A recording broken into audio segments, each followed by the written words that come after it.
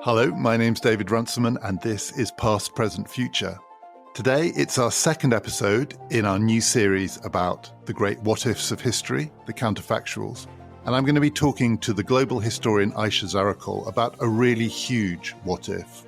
What if it was the East and not the West that had risen in the 18th and 19th century? What if the events that led to the rise of the West, the French Revolution, the Industrial Revolution, had happened somewhere else?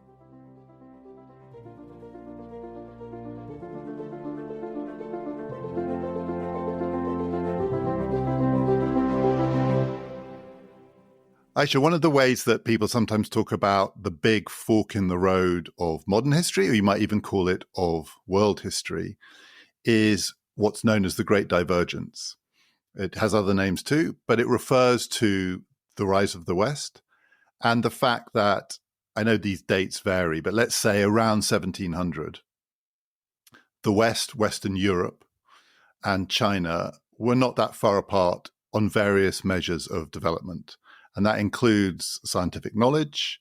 It also includes economic development, including, to our best estimates, per capita GDP and so on.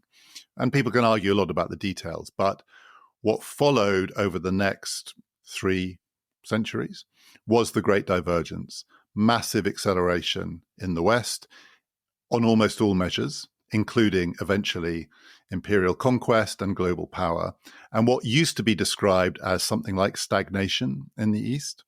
And there is a whole industry of historians who want to either explain that or question it or challenge it. And the explanations are often structural. People will want to say the reason that this divergence happened was because of certain features of European society or European intellectual culture, European demography. We could go through them, but I don't think we would gain much by going through them because we're going to offer something else. But the tendency, knowing that it happened, is to want to explain it as something that was going to happen anyway. Now, in your own writing, you've questioned this. And one of the ways of questioning this is with counterfactual history. And it's to suggest that maybe this wasn't predetermined, maybe it wasn't structural, maybe this is more contingent than that there are not that different versions of history in which certain things happen differently by chance or accident or events or people, and you get a different outcome. And that's what we're going to talk about, both in general and in specific. We'll talk about some specific examples. But on that general question, why might it be plausible to think that the Great Divergence wasn't baked in to world history, but actually it is possible to think about ways in which it might have gone very differently with not that big a tweak in the underlying story? This exact question, this counterfactual, is what I open my recent book, Before the West, with. And the two counterfactuals I posit there are Industrial Revolution happening in Japan and the equivalent of French Revolution happening in China. I think those two events are really what caused what we call the Great Divergence for the West. It doesn't go back much further than that, I think. So I would, in late 18th century, early 19th century, personally. So we'll talk about those two examples. There are different ways of framing this. So I suggested there might be a counterfactual history, and counterfactual histories do often turn on the thought that there's an event or a person. This person wasn't born, or in some of them, this person was assassinated before they had the chance to do whatever it was they were going to do.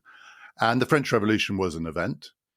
The Industrial Revolution is something more, I think, than an event. The Industrial Revolution is a historical process that played out over quite a long time. So we should probably separate those two out. And maybe let's start with the event version of it, the French Revolution happening in China. So just give us a bit of background to that before we talk about what a French Revolution in China conceivably might have looked like. Indeed, was there something quite similar to that happened, but we don't know about it in the West?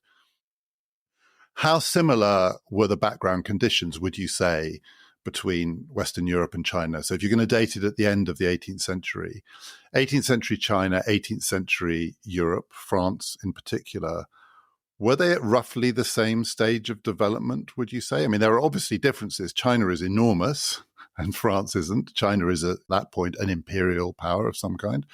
France is on the way to becoming an imperial power. But does it make sense to compare them? I think it does. The reason why counterfactuals work, or why we can consider certain key developments as being relatively historically contingent, is because if we're talking about Eurasia, I mean, this is true not just about China and France, but the whole landmass and everything in between France and China.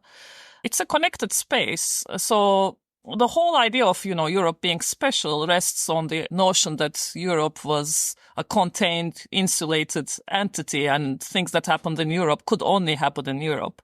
But if you take a step back and consider it as a connected space, an area that's been connected for centuries, millennia, then there are certain parallel developments and also influences that go back and forth. And then, once you realize that the underlying structure has a lot of similarities, then you can, focus on various events as being contingent and kind of being the spark. So what causes revolutions? It's often centralization, like political centralization, too much power, a mess at the center. And that kind of, creates its resistance, and the people, rise up and they want to have some kind of change, social, political change.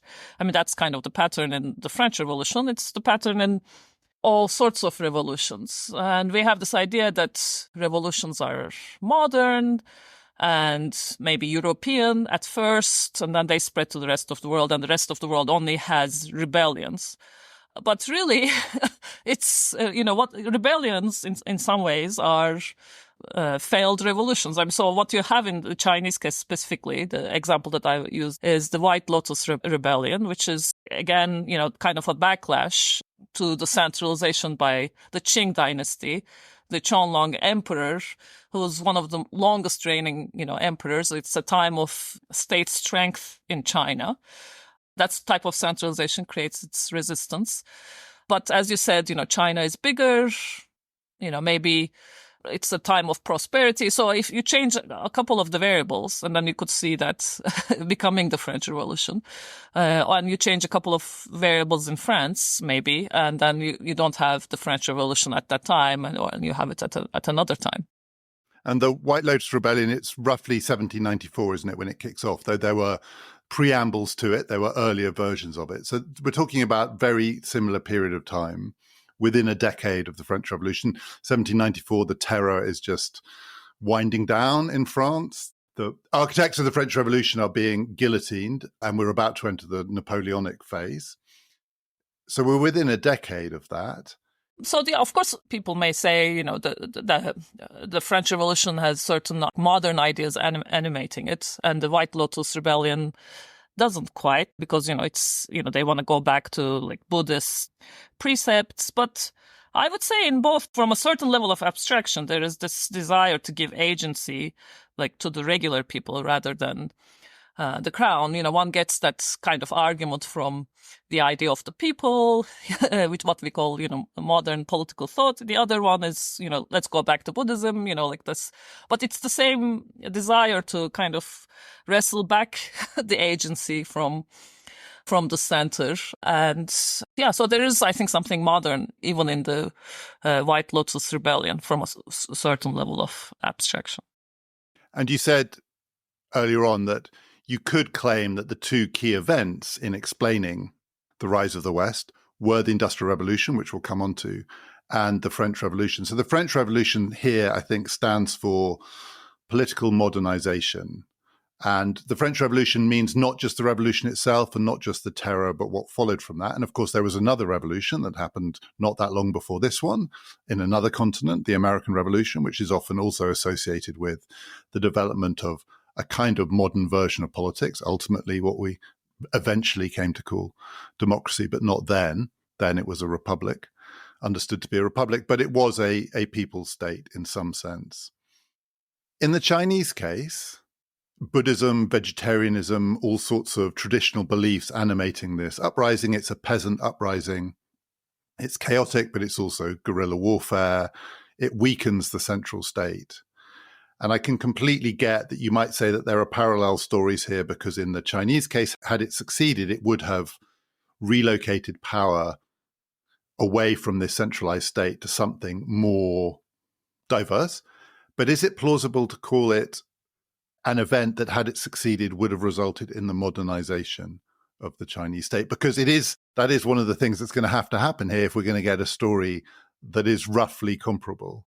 I'm not saying that the story would have folded in an identical manner, but we're talking about a rise of the East. So I think the real key event is really the Industrial Revolution. Other than that, it's, what we have is, throughout, again, Eurasia, is the story of increasing state strength and it being resisted by the center, by the people, and then various compromises emerging from that. So what kind of exact compromise would have emerged from the Asian version of that struggle between center and the periphery and the crown and the people?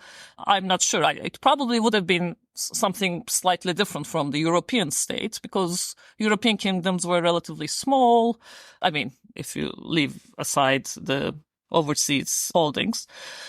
And the distance between, the center and the periphery, again, relatively small compared to, Asian states. So, but I think some kind of compromise would have emerged from the Asian version of the centralization and resistance story as well.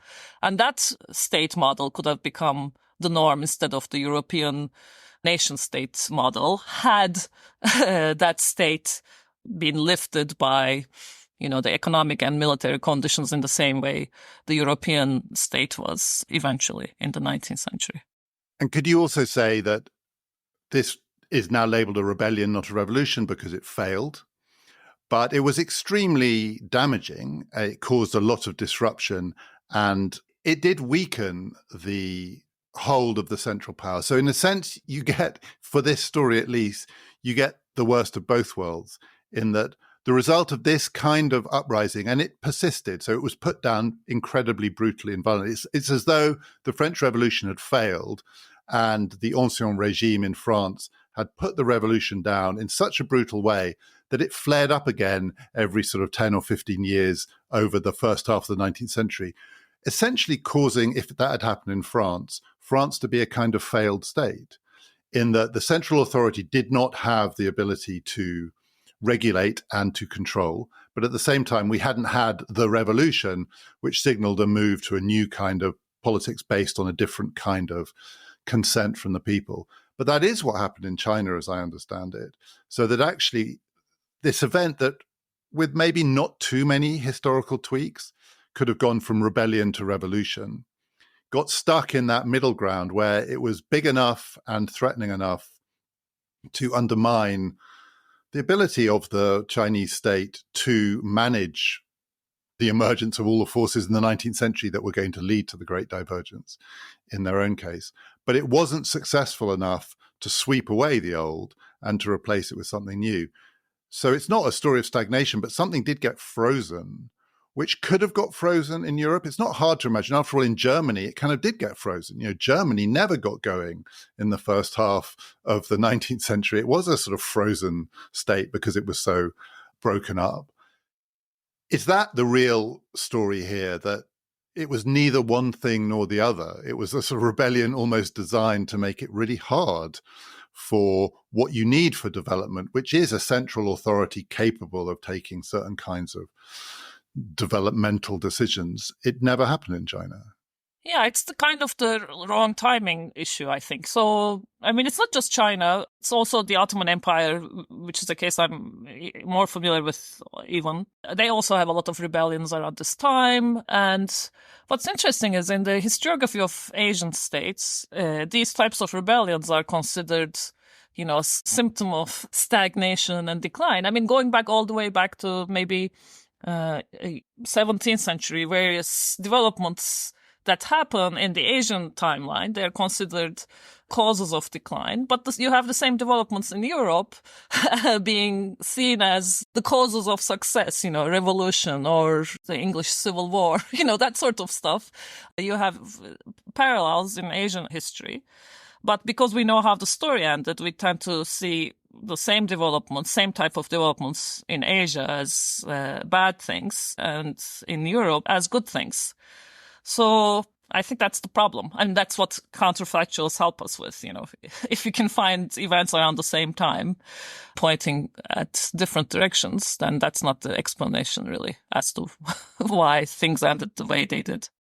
So with hindsight, we describe not identical things, but similar historical phenomena very differently because we implicitly believe that one is on a path to something that we understand as development or progress, and the other is on a path to something that doesn't become development or progress for another 200 or 300 years. Is it also the case, so you suggested this in your book, that had it gone a little bit differently, with the aid of hindsight, we would be doing exactly the same thing the other way around? Say there had been a successful revolution in China at that time, we would now be telling a story which explains why it could never have happened in Europe and why it was bound to happen in the East. I think so, yes. So, China has like a very long tradition of strong states. It just happened that at the eve, of the Great Divergence, the state had been kind of weakened. Had it not been weakened in that way, or had there been a full transfer of power, had it entered the 19th century on a better footing, had the Industrial Revolution happened in Japan instead of England, if the story had unfolded a different way, people would say, China has always been strong. It's always dominated. Economically, it's always been important, as opposed to it being grouped together by other, declining states. And we are now living in a world where the Great Divergence has more or less ended, not quite, but it's certainly coming to an end. And some of the measures by which the difference between Western and Eastern development have closed. China is now an extremely powerful state. It is a rapidly growing economy. On per capita measures, it's still a long way behind the West, but on many other measures, it's caught up. And on some, it's thought possibly to be ahead. We don't know. There are some people who think on AI and other things that actually we've already been left behind. We don't know. But anyway, the Great Divergence story is much harder to tell. But it's also the case, I think, that we tell a story about the history of the world, which really focuses on the last 300 years. We're almost bound to do that in the West. 300 years ago, we were no different from anyone else. We were pretty poor and fractious and stuck in our ways. And then various things happened and everything took off. And so we see that as the essential story of the modern world. But if you take a Chinese longer perspective, that story is incidental. It's almost like the sideshow to the much longer story, which is, as you say, China's always been a strong state. It's always been a very powerful state. It had a bad couple of centuries, and that's over now, and China is very much back. Is that also the mistake that we make, that we inevitably, it's a kind of winner's bias, that we prioritize what is actually quite a short story in the long sweep of history? Our good centuries are only really a couple of centuries, and there's no reason to think that that's the whole story or even the main story. Yeah, I mean, I don't think there is one, main story. I think that's what's going to happen, if China manages to impose its will on the world. Yeah, I mean, history will be told in a particular way, and the Eurocentrism will be like an interlude. But when I look at the world, I don't see huge differences, temporal differences in development. That's one of the, I think, fictions that we've created about, certain regions being like backwards centuries and other places, being really ahead. I think human beings develop roughly, from a longer perspective, or they experience politics in similar ways. And then small contingent events and accidents make huge differences for the people who live at that time. Of course, these small differences, once they, culminate in big events, if you're for an individual lifetime, it makes a huge difference. Maybe for many generations, it makes a difference. But from a longer perspective, I don't think there are huge differences between parts of the... If we're talking here about counterfactuals, though, one of the premises behind counterfactuals is that there are certain points in history which are kind of pivots.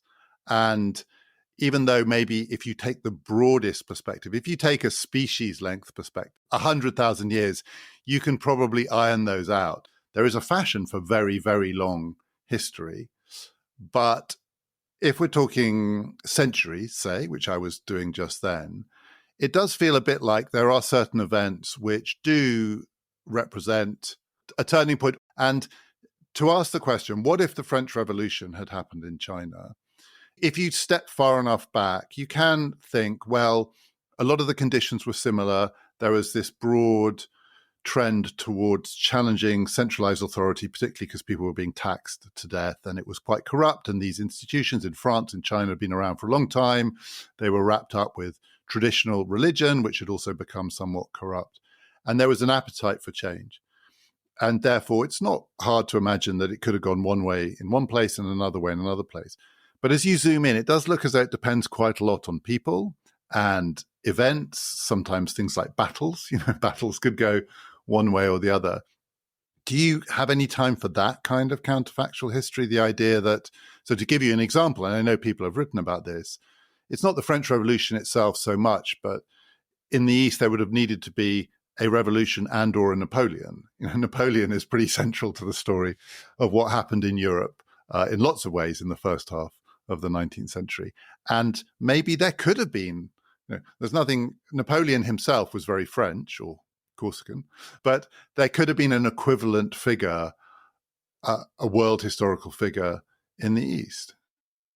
I mean, the example for this is Nader Shah, who was actually a figure that, he was quite famous. He came out of modern day Iran and almost conquered India. I mean, so he had like this short but very illustrious career as like a military commander.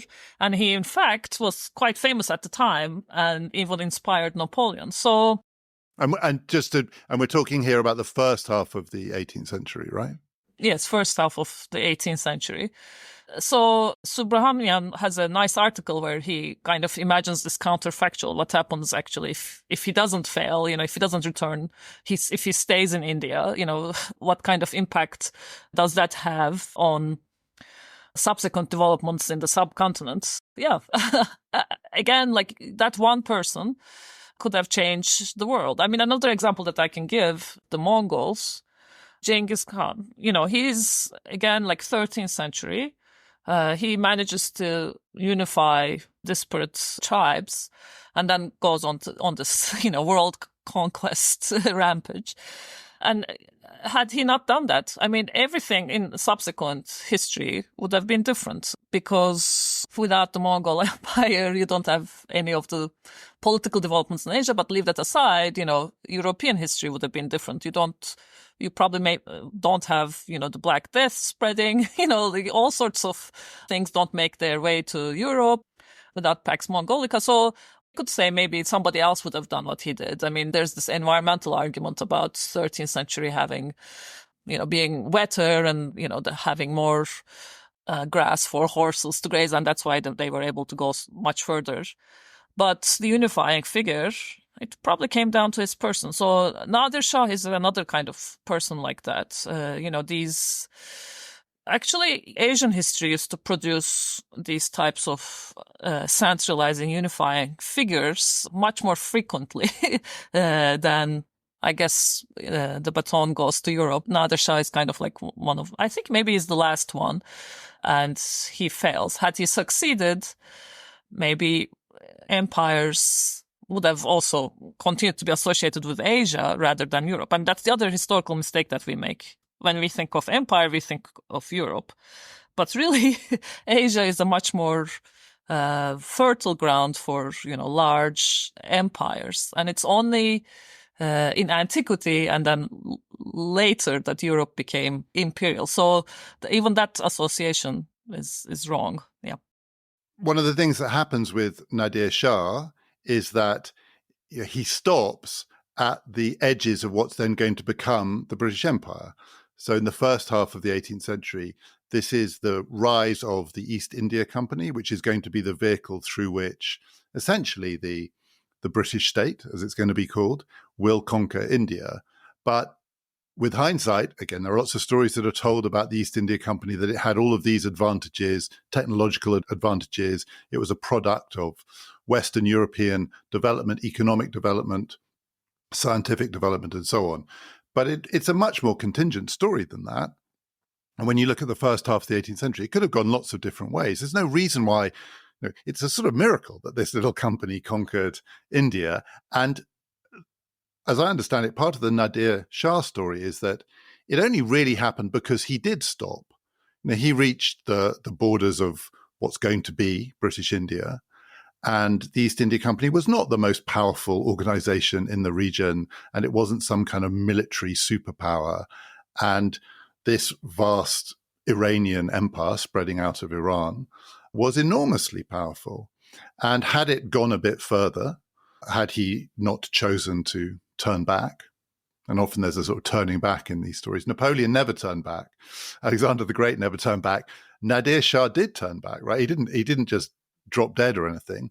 He reached what he thought was the limits of his expansion. If he'd gone further, there would have been no British rule of India, certainly not in the 18th century. It wouldn't have arrived in the same way. And that does seem to me a contingency that changes the course of history. And then maybe you don't have everything else that came after. You take the East India Company out of the equation, and British history also looks very different. Yeah, so exactly. I mean, but there are other examples of conquerors stopping and going back, and it's often because they don't think it's worth the trouble to keep going. So it depends on what you're trying to conquer, and how that place looks at the time you're trying to conquer. So of course, in hindsight, we can always say, "Oh, they should have, they should have done it." But yeah, from their perspective, they wouldn't bother. Yeah, the story that's often told of the British Empire, and with hindsight, it looks like, well, this was a brilliant idea, which was to have this vast empire. It becomes the biggest empire the world has ever seen, ruled by very few people, more or less ruled sort of bureaucratically. It's not some huge army. It originates, this form of it, with a commercial company. A lot of it is franchising out the hard business of rule from a little island off the edge of Europe, which is, its power is basically naval power. And so it's got this huge sort of far-flung empire, which it manages in this very hands-off way in lots of places, and becomes enormously wealthy off the back of it. And when you see that that's how history went, there's a temptation to say, oh, that was obviously the way to go. That's a brilliant idea, because how else could this tiny little island rule the world? It's not going to rule the world by the fact that it can assemble the biggest army, or it has all of the natural resources. It does it through sea power and franchising out rule. Whereas these huge Asian empires are land empires. They sort of have to be run almost centrally by the central power, because it all connects. I mean, one of the instabilities of those Asian empires is that you could get trouble somewhere and there's a sort of domino effect, and land empires look like they're more vulnerable. Is that part of the contingency, or is that actually one of the structural factors here? Should we actually think there is something to be said for a history that understands that these Western empires were so successful partly because they could be ruled from an office in London, in the way that Nadir Shah probably thought, well, I don't need India as well as everything else, because it's hard enough running this huge landmass that stretches all the way back to Iran. It's an interesting thought. I think land empires, I mean, the reason why Asia had these huge land empires quite successful for a long time is, I think, before modernity, the land empires are actually functioning in quite the way that you described naval empires. I mean, think of the Asian steppes as kind of like the ocean, right? So it's not really connected. I mean, there's a center, and then the center sends bureaucrats, and they, promulgate the laws and all of that. But I think as there comes to be more and more people demographically, there are, sociological changes everywhere, especially the 16th century. There's, population boom in much of Northern Hemisphere. And I think that's after that, we have movement towards the nation state in Europe, but a lot of places, I think society becomes denser and harder to manage. So I think land empires are made more difficult as the people, the subjects that they are ruling, become more complex and difficult to manage. And that's a movement that we're seeing everywhere. I think European powers are shielded from that because, as you say, most of their holdings are overseas. So it's far enough away. I mean, the thing about the British Empire is it's sometimes described as out of sight, out of mind. It was possible sort of for British politics to develop in the 19th century almost as though it didn't have an empire. Domestic British politics there was a focus on how to rule India, but it wasn't the animating force behind democratization and modernization within Britain. Something similar you could say happens in the United States, right? That its domestic politics and its domestic modernization doesn't feel like it's constantly at risk of collapsing because of the instability of the empire. The instability of what becomes the empires for these Western powers can be almost bracketed off, which I'm guessing it couldn't in Asia. Yes. So you have the rebellions, and then in order to crush the rebellions, you have military forces moving through the land, and they often are extracting resources, making the situation worse. Yeah, so I think there's an argument to be made. I think something happens, as I said, like in that transition to modernity, in which the land empire as a form becomes quite difficult to manage. So let's do the other one then, which is the Industrial Revolution, it's a bigger counterfactual, I think. What if the Industrial Revolution had happened in Japan? Isn't there also a view that the Industrial Revolution did happen in Japan? I mean, it first happened in England, and then it spread to Western Europe and to the United States and elsewhere. But isn't there a view that actually something similar happened, and maybe even a bit earlier, in Japan as well? Yeah, so there's the argument that, there was an Asian route to capitalism, and we see precursors of this in China, and then we definitely see it in Japan. I mean, Japan is an interesting case because of all the Asian countries, I think its historical development is most like Europe, partly because they were not conquered by the Mongols, who I mentioned previously. So I think there is an argument to be made that under the right conditions, capitalism there could have led to an industrial revolution, and had it combined with, again, other contingent developments in mainland Asia, strong Asian states that are holding off European powers, then you have altogether Asian economic takeoff rather than European domination from 19th century onwards. But in my mind, it's not just one of these counterfactuals. It's a combination of things that I see as making an argument for a potential rise of the East in the 19th century rather than rise of the West. Okay, well then let me put it to you. What would have to have been the case for the 19th century to be, let's call it the Asian century, rather than what it became, which was the European century? What are the things you think that would have had to go together for that to be true? It's not just going to be one person. If Nadir Shah had kept going, history would have been different, but presumably that wouldn't have been enough to create a completely rival narrative, which is the rise of the East, not the rise of the West. What would have to have happened for history to be that different?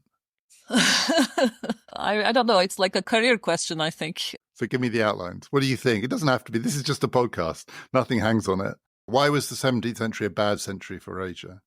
Well, it was a bad century for much of the world, especially the Northern Hemisphere. So the general crisis of the 17th century, that's actually almost a global phenomenon. And, now, like many attribute to, climate change, it being particularly cold in the Northern Hemisphere, you have wars and, civil wars, rebellions everywhere. And that really disrupts the Asian order, as I call it, kind of phrase the ties that Asian states have with each other. But then they recovered in 18th century economically. In some cases, there's dynastic change and so on. And you have, relatively strong states and maybe in some cases expansion, certainly in the case of China, in the case of Russia, So 18th century isn't so bad. So what really goes wrong in the 19th century, I think, is the advantage that the Industrial Revolution gives first Britain, then, Western Europe. And then the sense of self-recrimination almost, like this idea that there is a decline and, it's been going on for a very long time.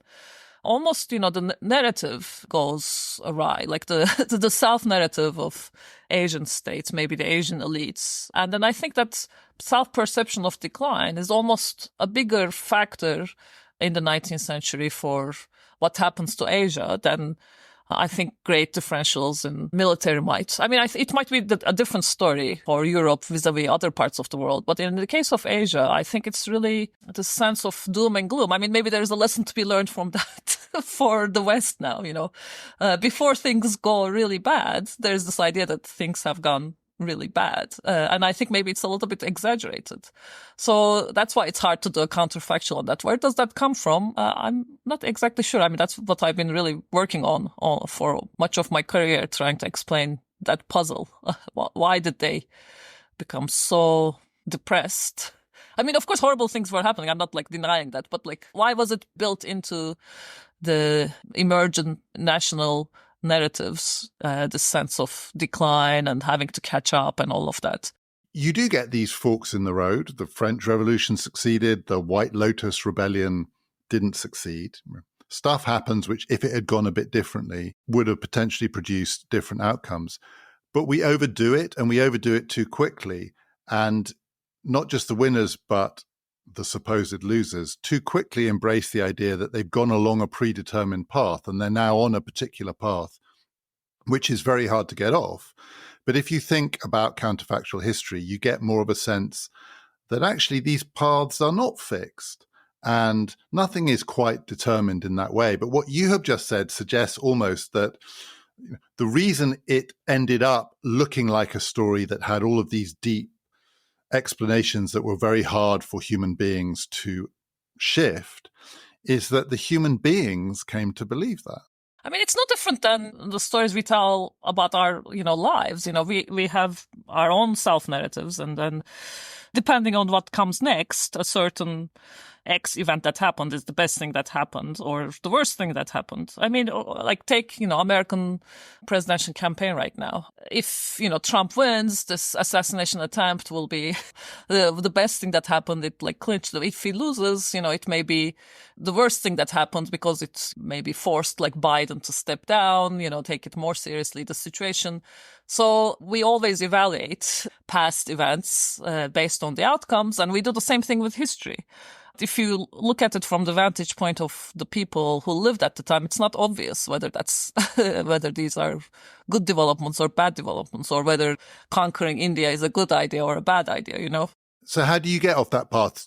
You could ask this question both about people's personal narratives and also the collective narratives of national elites as they spend a century saying, partly, what did we do wrong? And partly, as you get later on in the story, it wasn't our fault. We inherited this terrible mess. And, it's also a form of self-exculpation when people say, my life went wrong 20, 30 years ago. It's partly a way of saying, I'm not really to blame for the state that I'm in now.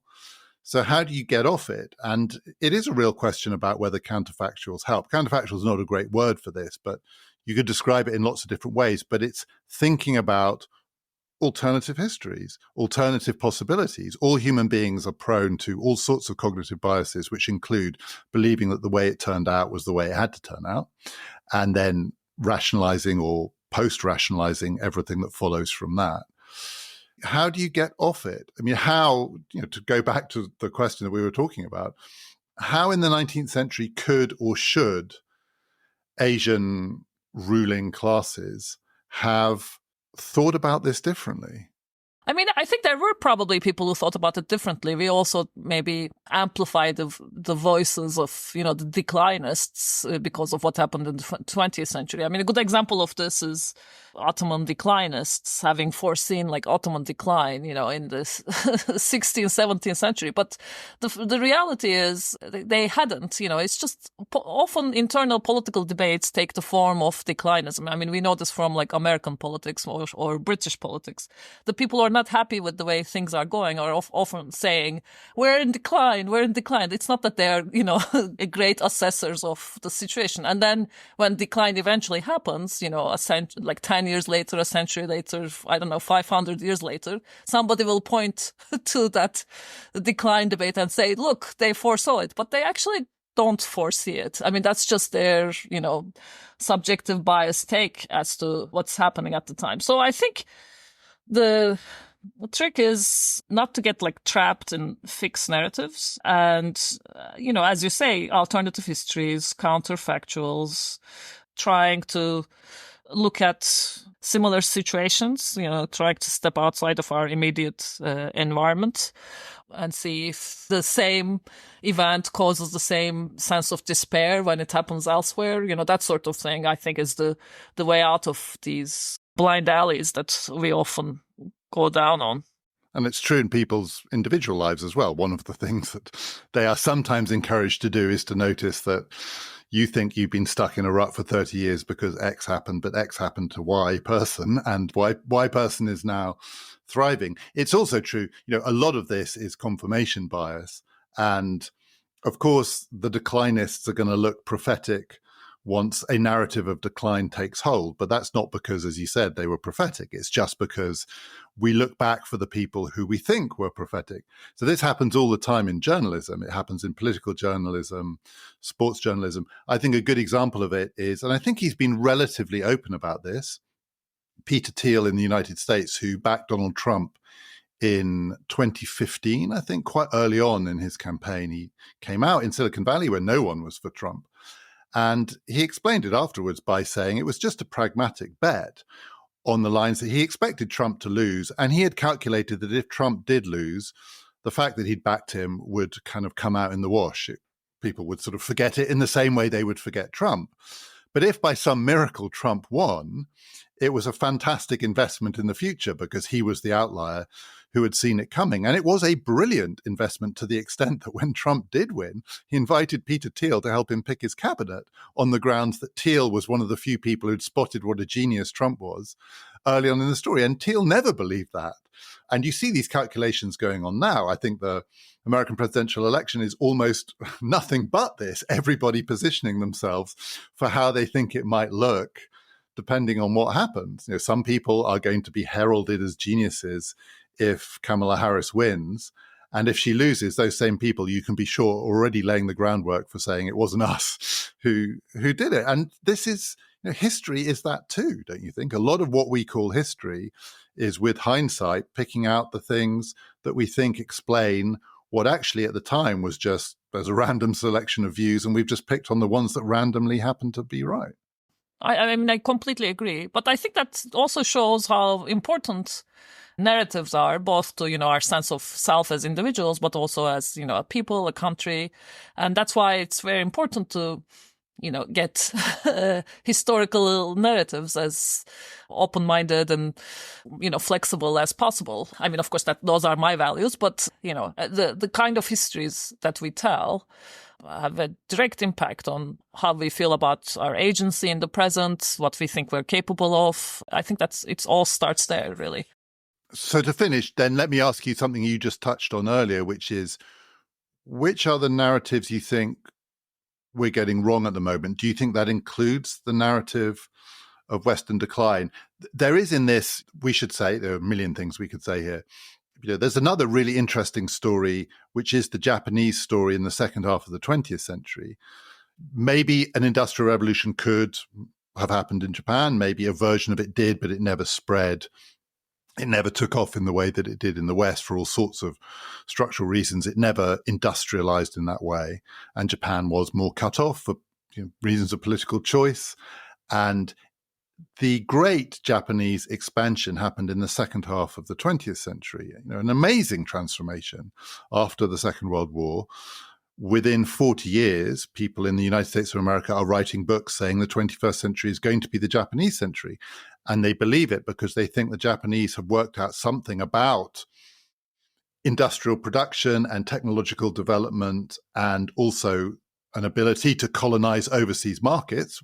I think famously 40% of the world's global stock market value was in the Nikkei index in Tokyo in 1989, just 4 decades after Japan was destroyed in the Second World War.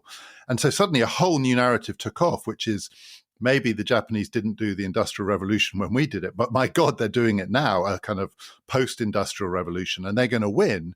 And it just went poof, it just sort of within a decade, by the end of the 20th century, no one believed that anymore. And it was replaced with the narrative which we're still in, which is this is going to be the Chinese century, or maybe it's going to be the Chinese and Indian century.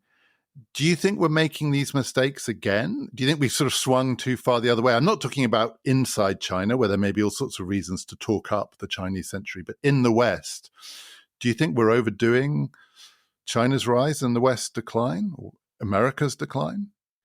Well, I mean, I'm not sure that we're overdoing China's rise. I think there is, in general, a return of, the rest of the world. I mean, they're becoming more China, especially, but it's in general, I think it's not just going to be a Western century. So in that sense, I don't think we're overdoing it. But I think, yes, maybe we are exaggerating a bit Western decline. I mean, it's just this debate has, I think maybe for the last decade, has eclipsed almost everything else. It's almost received wisdom now that the West is in decline.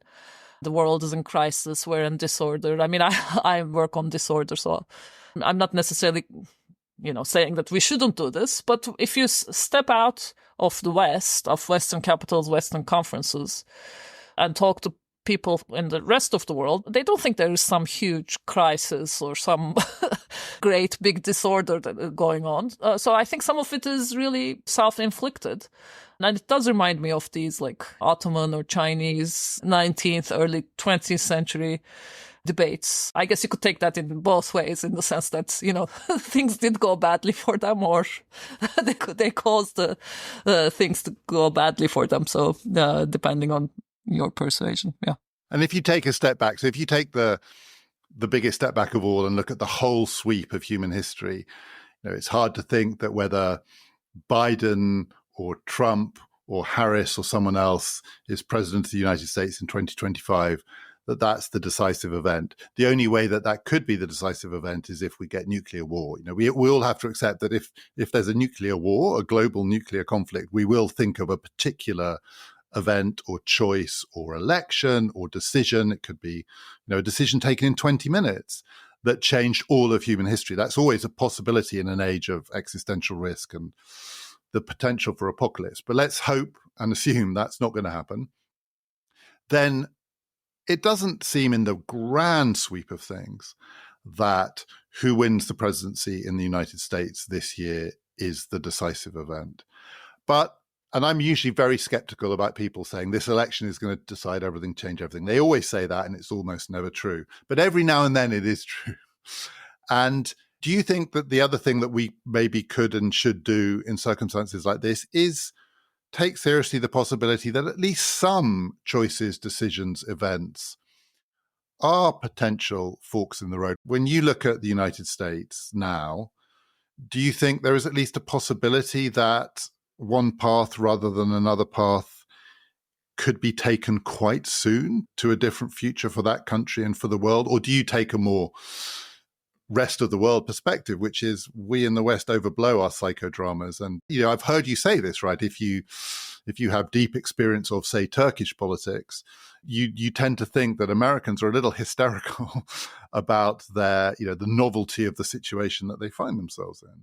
It depends on whether we're talking about what scale. Are we talking about, our individual lives, or in that case, it does matter, especially if we're living in the US, like who's president, I think. It also matters for, foreign policy decisions. I mean, it could matter who's president in the US in a bigger way, I suppose, from a more macro sense. Okay, so when we talk about the West, it's Europe or sometimes global North, right? Europe and the US, and it seems, for historical reasons, Europe and the US always go together. But from a historical, sociological perspective, I think there is an argument to be made that the US is not like Europe. It's quite different, and it could easily go into another basket. Like it could go in the 19th century. There was a lot of affinity between US and Russia. They imagined themselves as 18th, 19th century as kind of similar states. So I think a president could make a difference from a longue durée perspective if whoever is president had an influence on US's alignment. And then by alignment, I don't mean foreign policy alliances, but how the United States positions itself in the world. And it doesn't necessarily have to be always with Europe of course, for historical reasons it is, but you could make a different kind of argument.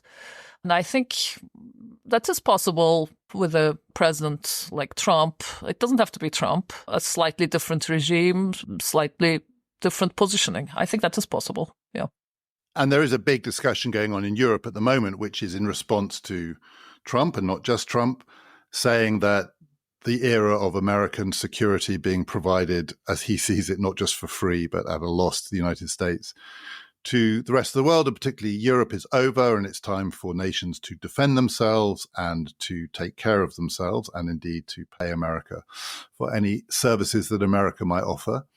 And for some in Europe, this is like a message of doom and gloom. It's sort of, it's the end of the thing that they think was the basis of their security and global security since the Second World War. But you are hearing more and more voices of European politicians and public figures who are saying this is our opportunity. Just as you suggested, there's nothing necessary about the thought that Europe and the United States have to be locked together, and if something bad happens in the United States, it takes us all down, or vice versa.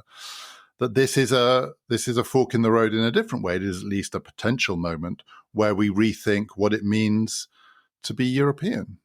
Yeah, I think there's an argument to be made that it would be good for Europe if the separation happened. But that is again contingent on European leaders being willing to do the sorts of things that such a separation would demand of European countries. And I think that's an open question, whether Europe can rise up to that challenge. But if they did, I think in the long run, it would be a good and healthy separation.